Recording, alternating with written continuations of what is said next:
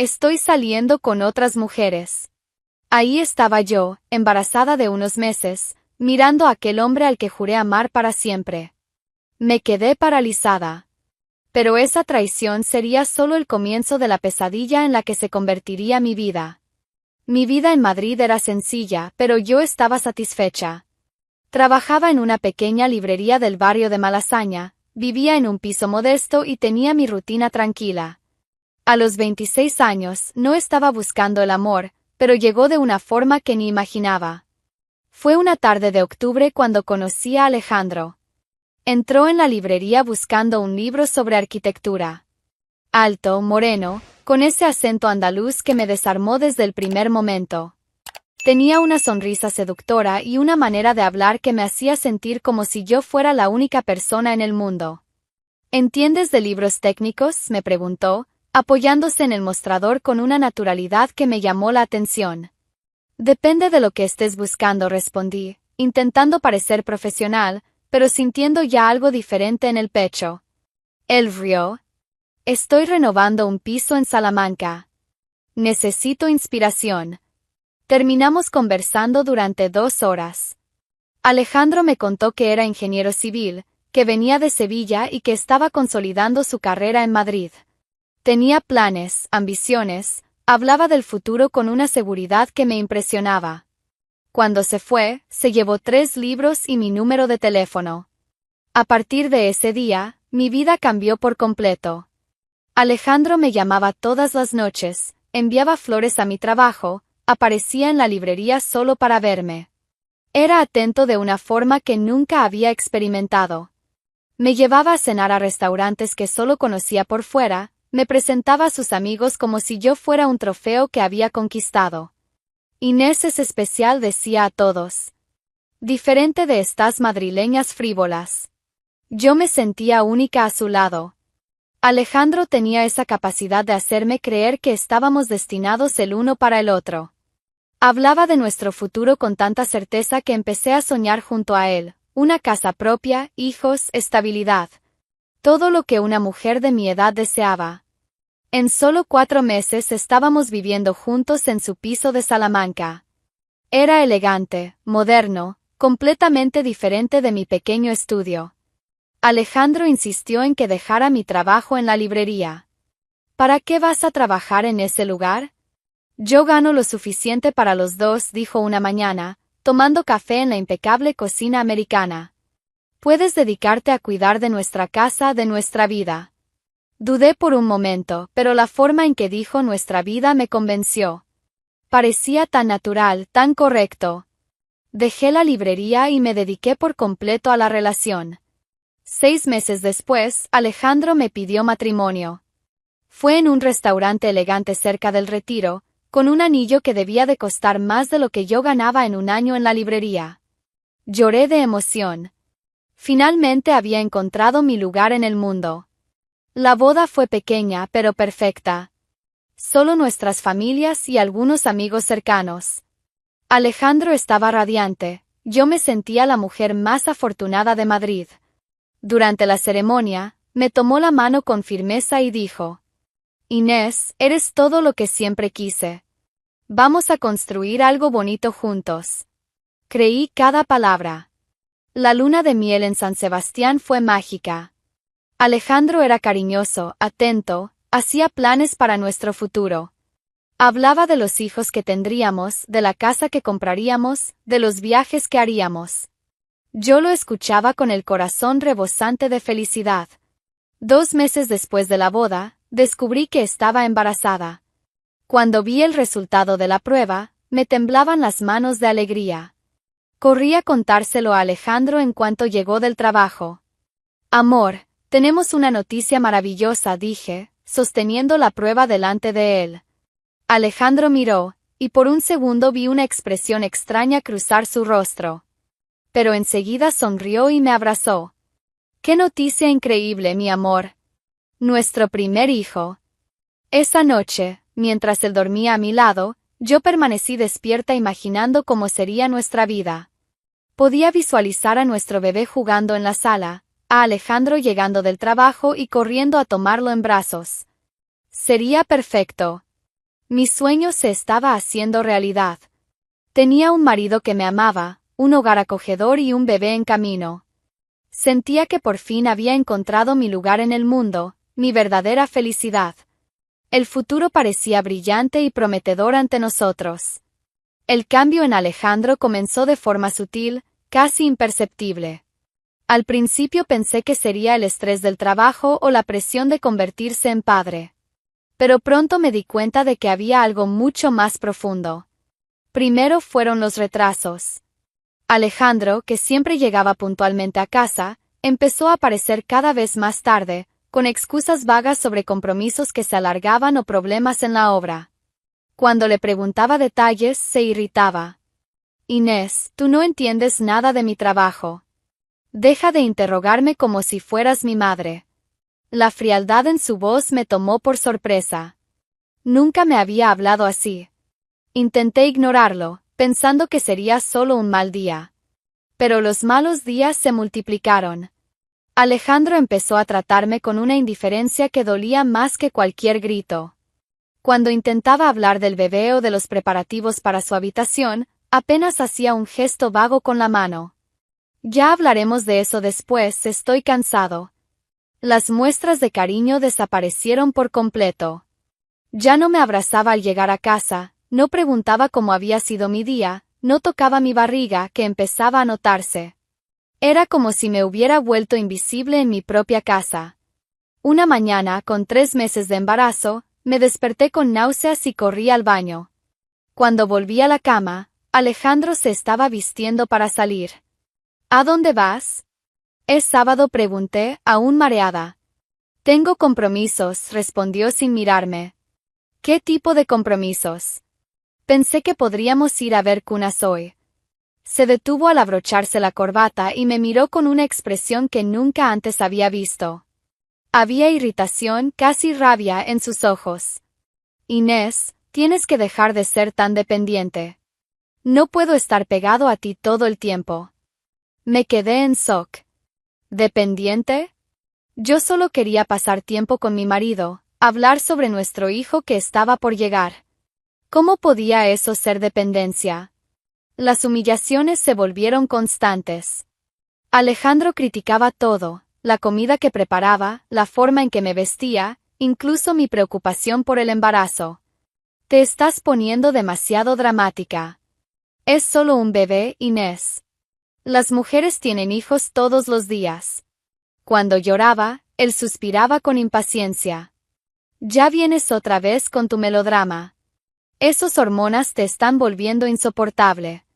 Empecé a preguntarme si realmente estaba exagerando. Tal vez era culpa mía, tal vez estaba demasiado sensible por el embarazo. En el fondo de mi corazón, yo sabía que algo estaba muy mal. Las señales estaban todas ahí. ¿Alguna vez les ha pasado algo así? Comenten. Alejandro empezó a salir más a menudo, siempre con excusas elaboradas. Salidas con amigos que duraban hasta la madrugada, compromisos personales que no podía posponer, visitas a parientes lejanos. Cuando llamaba a su oficina, la secretaria siempre decía que él ya se había ido. Una noche, llegó a casa con olor a perfume femenino. Un perfume dulce, floral, completamente distinto al mío. Cuando le pregunté por eso, se rió con burla. ¿Ahora me vas a acusar por culpa de un ascensor lleno de gente? Inés, estás paranoica. Pero no estaba paranoica. Mi instinto gritaba que había otra mujer, quizá otras mujeres. Las señales estaban todas ahí, las ausencias constantes, el teléfono que protegía como si fuera un secreto de estado, la frialdad creciente conmigo. Fue un jueves por la tarde cuando todo explotó. Alejandro llegó a casa más temprano de lo normal y me encontró en el sofá leyendo un libro sobre bebés. Me miró con una expresión de cansancio e impaciencia que ya conocía bien. Inés, tenemos que hablar. Mi corazón se aceleró. Por la forma en que lo dijo, sabía que no sería una buena conversación. Dejé el libro a un lado y lo miré. Escucha, ya no puedo fingir más. Esto que tenemos no está funcionando, dijo, pasándose la mano por el cabello. Te has vuelto diferente. Aburrida, dependiente, siempre queriendo atención. Alejandro, estoy embarazada de tu hijo. Es normal que quiera tu atención, tu cariño. Basta con eso, explotó. Siempre con la misma historia del bebé. Parece que es lo único que existe en tu cabeza. Me levanté del sofá, sintiendo las piernas temblorosas. Había algo en su expresión que me asustaba, una frialdad que parecía haber congelado por completo al hombre que pensé que amaba. ¿Qué te pasa? ¿Qué he hecho mal?, pregunté con la voz entrecortada. Alejandro me miró a los ojos y, sin titubear, soltó las palabras que cambiarían mi vida para siempre. Estoy saliendo con otras mujeres. El mundo se detuvo. Por un momento, no pude procesar lo que había escuchado. Me quedé ahí, parada en medio de la sala, con la mano instintivamente sobre mi vientre, intentando entender si aquello era real o solo una pesadilla terrible. ¿Qué fue lo único que logré susurrar? ¿Me oíste bien? Ya no puedo fingir que soy feliz aquí. Encontré personas que me hacen sentir vivo otra vez. La crueldad de sus palabras me golpeó como un puñetazo en el estómago. Ahí estaba el hombre que juró amarme para siempre, protegerme, formar una familia conmigo, confesando de la forma más brutal posible que me estaba traicionando. Quedé atónita, sin poder reaccionar. Era como si el suelo hubiera desaparecido bajo mis pies. Pasé 3 días en estado de shock, intentando procesar la traición. Él salía y volvía como si nada hubiera pasado, como si no hubiera destrozado mi vida con unas cuantas palabras. Yo caminaba por la casa como un fantasma, tocando mi vientre y tratando de entender cómo habíamos llegado hasta allí. Fue un lunes cuando decidió dar el golpe final. Escuché la llave girando en la cerradura hacia las 6 de la tarde, más temprano de lo habitual. Estaba en la cocina preparando un té cuando entró. Pero no estaba solo. Lo acompañaba una mujer. Rubia, alta, con un vestido rojo que costaba más que mi antiguo alquiler. Observó el apartamento como si estuviera evaluando una propiedad para comprar, con esa expresión de superioridad que algunas madrileñas ostentan como si fuera un accesorio caro. Inés, esta es Valeria, dijo Alejandro con una naturalidad que me heló la sangre. Valeria me miró de arriba abajo, sus ojos deteniéndose en mi vientre ya evidente a los 4 meses. Una sonrisa fría se dibujó en sus labios. Ah, así que esta es tu situación, dijo, prácticamente escupiendo la palabra situación. Me quedé paralizada. No podía creer que hubiera traído a una de sus amantes a nuestra casa, delante de mí. La audacia era tan absurda que por un momento pensé que estaba soñando. Alejandro, ¿qué significa esto?, logré preguntar, aún sosteniendo la taza de té con las manos temblorosas. Él se sentó en el sofá como si fuera el dueño absoluto de aquel espacio, atrayendo a Valeria para que se sentara a su lado. La intimidad entre ellos era evidente, como si fueran pareja desde hacía años. Significa que ha llegado el momento de resolver esto de una vez por todas, dijo, pasando el brazo alrededor de los hombros de Carmen. ¿Resolver qué?, pregunté, aunque una parte de mí ya sabía que lo peor estaba por venir. Alejandro me miró con frialdad y soltó la bomba. Aborta. La palabra resonó en la sala como un disparo. Sentí que las piernas me flaqueaban y tuve que apoyarme en la encimera de la cocina para no caer. Valeria rió por lo bajo, como si aquello fuera una broma interna entre ellos. ¿Cómo dijiste?, mi voz salió como un susurro. Me oíste perfectamente. Aborta a ese niño. No quiero ese hijo. La crueldad en su voz era desconcertante. Hablaba de nuestro bebé como si fuera un problema que había que eliminar, un obstáculo incómodo en sus planes. Instintivamente, puse ambas manos sobre mi vientre, como si pudiera proteger a mi hijo solo con ese gesto. Estás loco si crees que voy a hacer eso, dije, sintiendo una fuerza que no sabía que tenía surgir desde lo más profundo de mi pecho. Valeria se inclinó hacia adelante, con esa sonrisa venenosa todavía en los labios. Querida, sé razonable. Alejandro ya no quiere esta vida doméstica aburrida. Él merece a alguien que entienda sus necesidades. No hables así, exploté, sorprendiéndome a mí misma. Tú no tienes nada que ver con esto. Claro que sí, respondió, levantándose y caminando hacia mí como una depredadora. Porque yo soy su futuro. Tú eres solo un error del pasado. Alejandro observaba nuestra discusión con un interés casi científico, como si estuviera viendo un espectáculo. Su indiferencia dolía más que cualquier grito. Escucha bien, Alejandro, dije, mirándolo directamente a los ojos. Jamás voy a abortar a este bebé. Jamás. Este hijo va a nacer contigo o sin ti. Él suspiró, como si yo fuera una niña caprichosa que no quería entender algo simple. Entonces has elegido el camino difícil. Se levantó, fue hasta el despacho y volvió con un sobre grueso. Lo arrojó sobre la mesa de centro con un golpe seco. Toma esto, firma el divorcio y no pidas nada de mis bienes. Miré el sobre como si fuera una serpiente venenosa. Carmen aplaudió lentamente, como si estuviera celebrando una actuación. Qué generoso de su parte, dijo ella. La mayoría de los hombres no sería tan caballeroso. Abrí el sobre con las manos temblorosas. Había una cantidad considerable de dinero y los papeles del divorcio ya preparados. Lo había planeado todo al detalle. ¿Cuánto tiempo llevabas preparando esto?, pregunté, todavía incrédula. Lo suficiente, respondió Alejandro. Vamos, Inés. Firma de una vez y terminamos con esto para siempre. Valeria se acercó a él y le susurró algo al oído. Él se rió, y esa risa fue como una puñalada en lo que quedaba de mi corazón. Los miré a los dos, luego al dinero, después a mi vientre. Una claridad extraña se apoderó de mí. No se trataba de humillación ni de orgullo herido. Se trataba de supervivencia.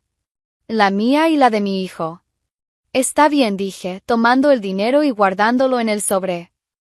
Pero no porque ustedes me estén obligando. Es porque este dinero va a asegurar el futuro de mi hijo. Firmé los papeles sin leer, mi única preocupación era salir de allí lo antes posible. Alejandro pareció sorprendido por mi repentina calma. Perfecto. Siempre supe que eras inteligente, dijo él. Lo suficientemente inteligente como para darme cuenta de que perdí el tiempo con un hombre que no vale ni la suela de mi zapato, respondí, guardando mi copia de los documentos.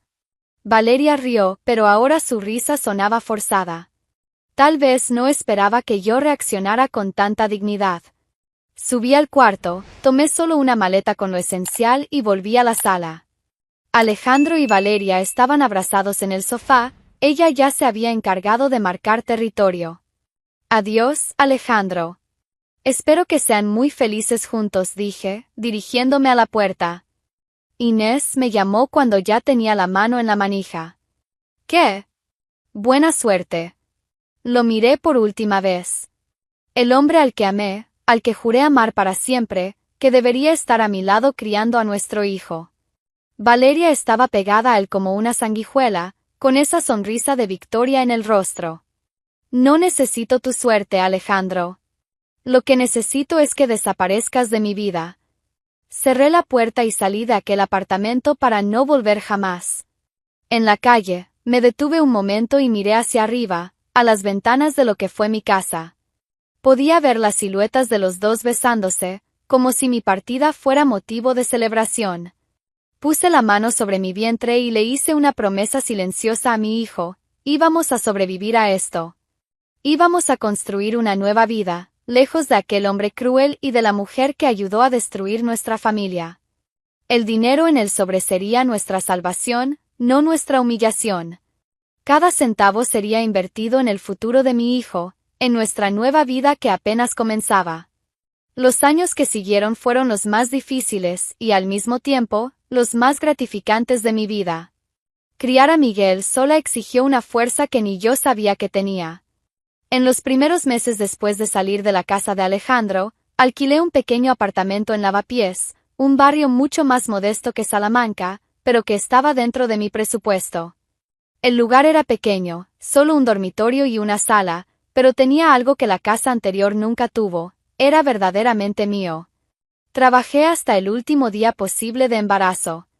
Conseguí un empleo en una papelería del barrio, donde el dueño, el señor García, un hombre de 60 años con corazón de oro, me permitió trabajar incluso embarazada. Él había perdido a su hija en un accidente años antes y me trataba con una ternura paternal. Inés, tienes que descansar más, me decía cuando me veía organizando cajas pesadas.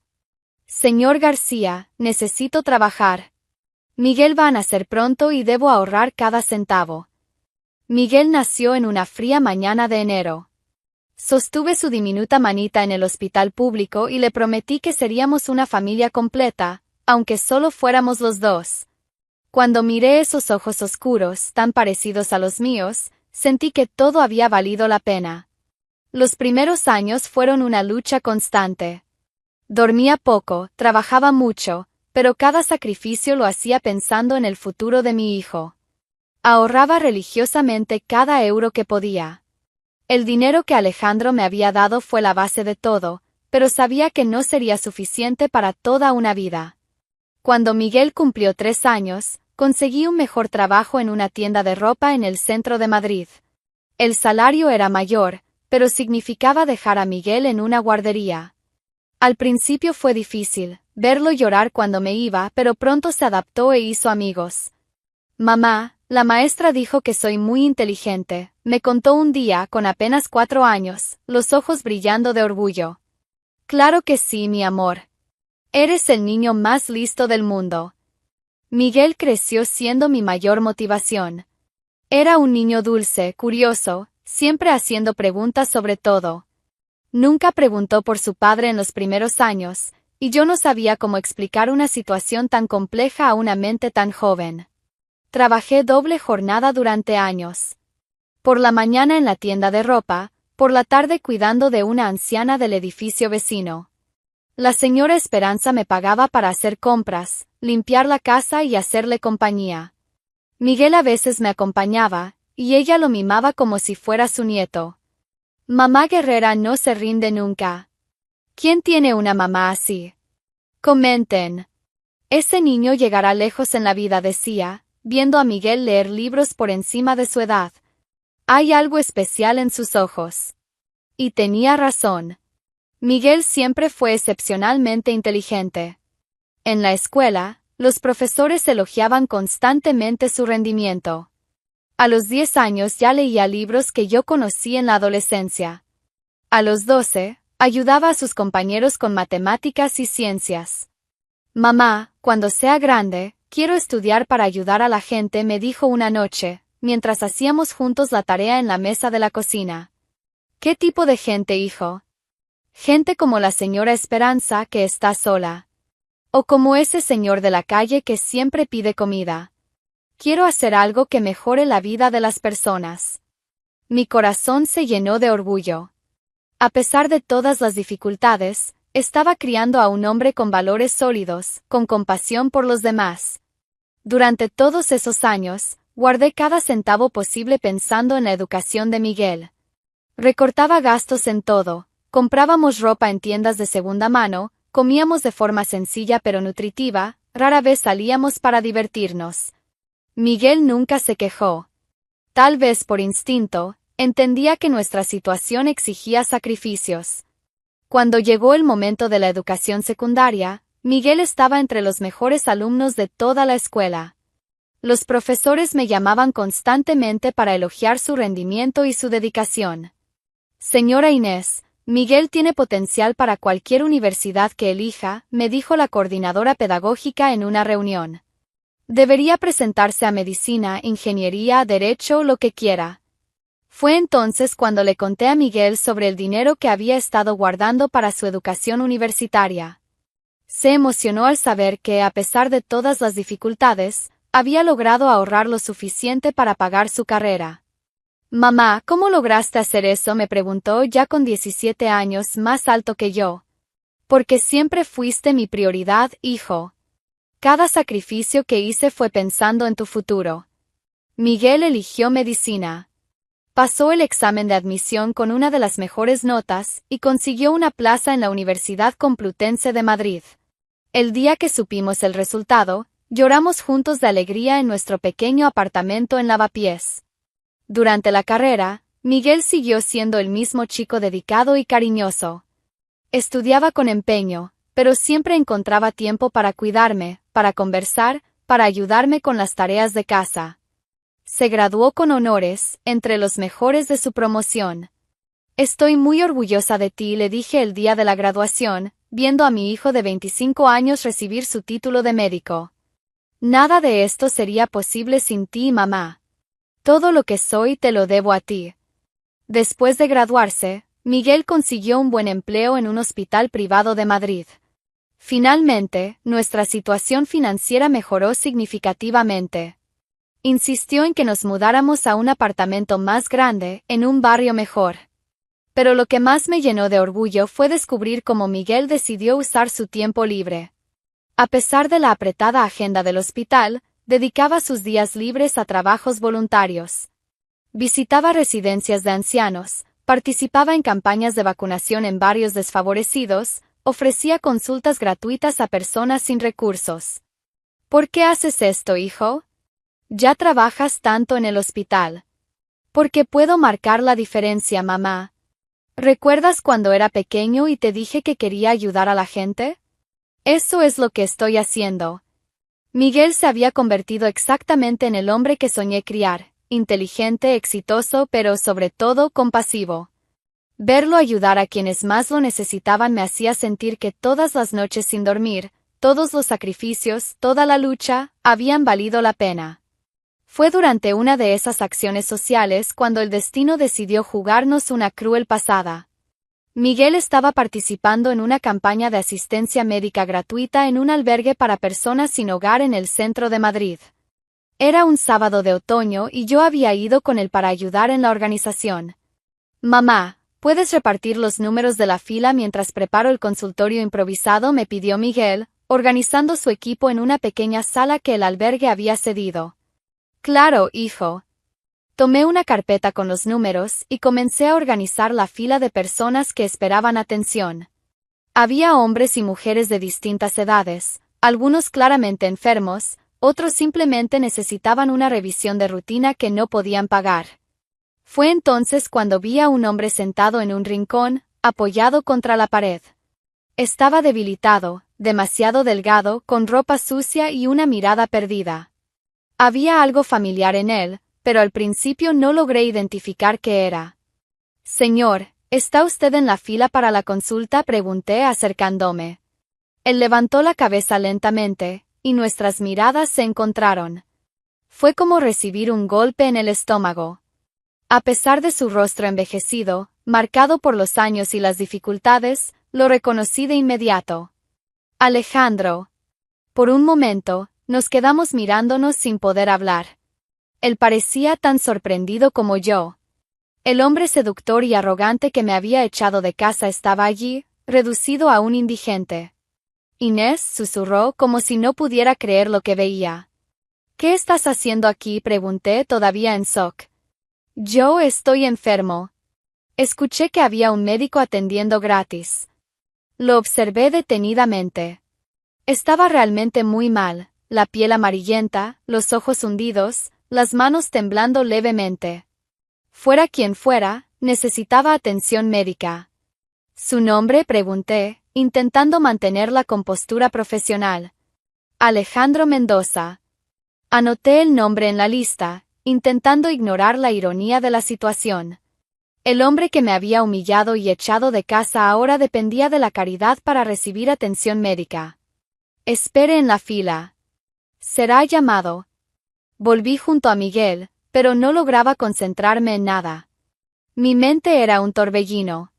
¿Qué hacía Alejandro allí? ¿Qué le había pasado para llegar a esa situación? Mamá, ¿estás bien? Pareces haber visto un fantasma, observó Miguel, notando mi agitación. Estoy bien, hijo. Continúa con las consultas.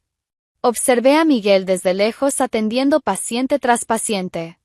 Era amable con cada uno, trataba a todos con dignidad, sin importar su condición social. Me sentía orgullosa del hombre en que se había convertido. Cuando llegó el turno de Alejandro, mi corazón se aceleró. Entró en la sala cojeando, con claras dificultades para caminar. Buenas tardes, señor Mendoza. Soy el doctor Miguel. ¿En qué puedo ayudarle? Desde fuera, podía escuchar la conversación a través de la puerta entreabierta. Miguel hacía las preguntas de rutina, Alejandro respondía con voz débil. Durante el examen, oía a Miguel preguntar sobre síntomas, historial médico y desde cuándo estaba sin seguimiento. Señor Alejandro, por lo que veo, necesita hacerse unos análisis urgentes. Voy a derivarlo al hospital público. Doctor, yo no tengo cómo pagar. No se preocupe por eso ahora. Lo importante es cuidar de su salud. Me impresionó la amabilidad de Miguel. No tenía idea de a quién estaba atendiendo, pero trataba a Alejandro con la misma compasión que a cualquier otro paciente. Cuando la consulta terminó, Alejandro salió tambaleándose. Miguel vino hacia mí con una expresión preocupada. Mamá, ese señor está muy mal. Sospecho que es algo grave, quizá problemas en el hígado. Voy a intentar seguir su caso. Miguel, necesito contarte algo. Antes de que pudiera hablar, Alejandro volvió a acercarse. Tenía los papeles de la derivación en la mano, pero su mirada estaba fija en Miguel. Doctor, ¿puedo hacerle una pregunta personal? Claro.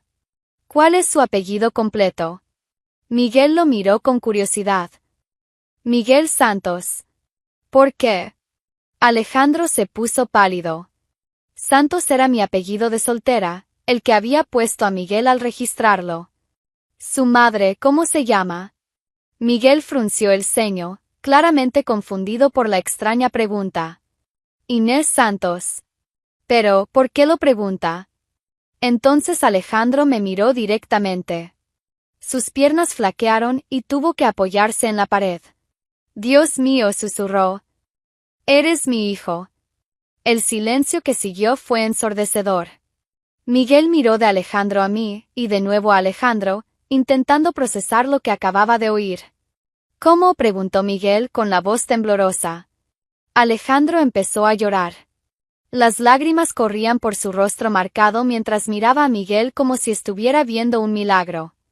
Soy tu padre, Miguel. Soy Alejandro, el padre que te abandonó antes incluso de que nacieras. Miguel permaneció inmóvil. Podía ver el shock en su rostro, la confusión, el dolor. Durante años había sabido que tenía un padre en algún lugar, pero nunca había mostrado interés en buscarlo. Inés. Alejandro se volvió hacia mí, con arrepentimiento en los ojos. Necesito hablar contigo. Necesito pedir perdón. ¿Perdón por qué? Pregunté, sintiendo como subía una vieja rabia. Por todo. Todas aquellas amantes me abandonaron. Estuve ciego. Completamente ciego. Tú eras lo único bueno en mi vida y lo eché todo a perder. Sus palabras llevaban un peso que revelaba años de remordimiento y soledad. El hombre que me había humillado y echado de casa estaba allí, roto, pidiendo perdón. Valeria me dejó 2 años después de nuestro divorcio. Dijo que me estaba volviendo aburrido, que quería a un hombre más joven. Las otras vinieron y se fueron. Todas me usaron y me desecharon cuando ya no les servía. Miguel seguía en silencio, procesando la revelación.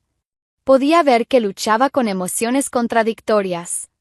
Lo perdí todo, Inés. El trabajo, la casa, la salud. Pasé años bebiendo, intentando olvidar lo que había hecho. Cuando finalmente dejé de beber, ya era demasiado tarde. Estaba enfermo, sin dinero, sin nadie. En los días que siguieron a aquel encuentro inesperado, Miguel quedó visiblemente afectado. Veía a mi hijo luchar con sentimientos encontrados, intentando procesar el hecho de que había encontrado a su padre, quien lo había abandonado en las circunstancias más improbables posibles. Mamá, no sé qué sentir, me confesó una noche, mientras cenábamos en silencio. Durante todos estos años imaginé cómo sería si algún día lo encontrara. Nunca pensé que sería así. ¿Y qué imaginaste que sentirías?, le pregunté, intentando ayudarlo a ordenar sus pensamientos. Rabia tal vez. O indiferencia. Pero cuando vi a ese hombre enfermo solo sentí lástima. Miguel había internado a Alejandro en el hospital donde trabajaba para realizar los exámenes necesarios. Los resultados confirmaron sus sospechas: cirrosis hepática avanzada, consecuencia de años de alcoholismo. El pronóstico no era bueno. Doctor Miguel, dijo un día la enfermera jefe, el paciente de la cama 24 pregunta si puede hablar con usted. Miguel dudó. Desde el ingreso, había evitado conversaciones personales con Alejandro, manteniendo únicamente la relación médico-paciente necesaria. Voy contigo, le ofrecí. No, mamá. Esto es algo que necesito hacer solo. Observé a mi hijo caminar por el pasillo del hospital con pasos decididos. Aún herido por los recuerdos y el abandono, Miguel había tomado una decisión que reconocía como suya: iba a perdonar a su padre. Cuando volvió de la habitación, casi una hora después, Miguel tenía lágrimas en los ojos. Me contó todo, mamá. Cómo se arrepintió justo después de que te fueras de casa. Cómo intentó buscarte pero no sabía dónde estabas. Cómo la culpa lo consumió todos estos años. ¿Y le crees? Creo que ahora está arrepentido. Si eso es sincero o solo porque está muriendo ya no importa. Decidí perdonarlo. ¿Por qué? Porque guardar rencor no va a cambiar lo que pasó. Y porque tú me enseñaste que perdonar no es sobre la persona que nos hirió, sino sobre nosotros mismos. Miguel empezó a visitar a Alejandro con regularidad. No como médico, sino como hijo. Le llevaba libros, conversaba sobre medicina, le contaba historias de su infancia. Alejandro escuchaba cada palabra como si fuera un tesoro. Quiere conocerte mejor, me dijo un día Miguel. ¿Quieres saber cómo lograste criarme sola, cómo fue nuestra vida todos estos años? No sé si estoy lista para eso. Mamá, no le queda mucho tiempo. Los análisis muestran que la cirrosis está muy avanzada. Tal vez algunas semanas, como mucho unos meses. Así fue como comencé a visitar también a Alejandro. Al principio, nuestras conversaciones eran tensas, cargadas de un pasado doloroso. Pero poco a poco conseguimos hablar sobre Miguel, sobre el hombre extraordinario en que se había convertido. Inés, mira lo que lograste, dijo Alejandro una tarde, observando a Miguel atender a otros pacientes a través de la ventana de la habitación. Criaste a un hombre íntegro, compasivo, exitoso. Hiciste sola lo que los dos deberíamos haber hecho juntos. Miguel siempre fue especial. Incluso en las dificultades, nunca perdió la amabilidad. Eso vino de ti. La fuerza, la determinación, los valores. Todo vino de ti. Durante aquellas semanas, Miguel y Alejandro intentaron recuperar 26 años perdidos. Alejandro contaba historias de su propia infancia en Sevilla, hablaba de los abuelos que Miguel nunca conoció, compartía recuerdos que había guardado durante todos esos años. Miguel absorbía cada información con curiosidad. Era como si estuviera armando un rompecabezas de su propia identidad, llenando huecos que ni siquiera sabía que existían. Papá, dijo Miguel un día, usando la palabra por primera vez, ¿te gustaría que te llevara a conocer Sevilla otra vez cuando salgas del hospital? Alejandro sonrió con tristeza. Hijo, no voy a salir de aquí. No digas eso. Los tratamientos pueden. Miguel, eres médico. Sabes tan bien como yo que mi tiempo se está acabando. Pero saber que te conocí, que pude pedirte perdón, ya es más de lo que merecía. La deterioración de Alejandro fue rápida. En cuestión de semanas pasó de conversaciones largas a pocas palabras por día. Miguel no se apartaba de su lado, aprovechando cada momento juntos.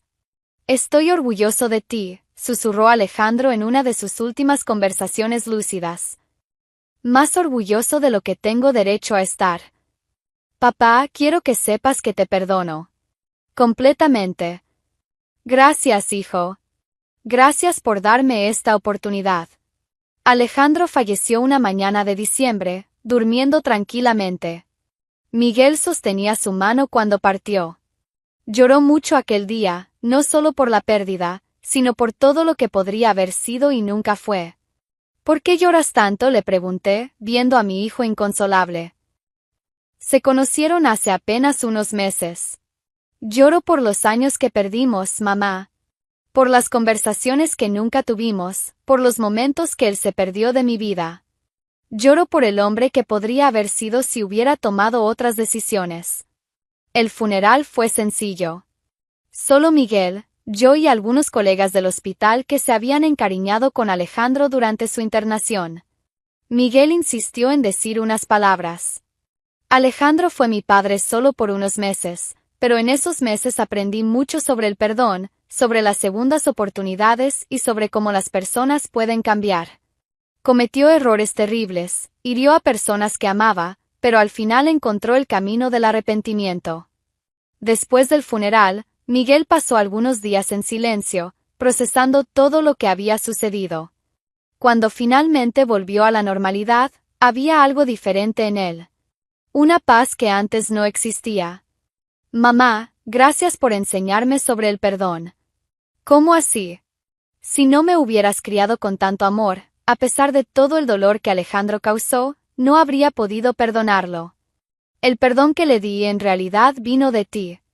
Miguel volvió al trabajo con aún más dedicación hacia sus pacientes. La experiencia con Alejandro le había enseñado que cada persona tiene una historia, que detrás de cada error hay un ser humano capaz de cambiar. ¿Ustedes serían capaces de perdonar en esta situación? Comenten qué harían.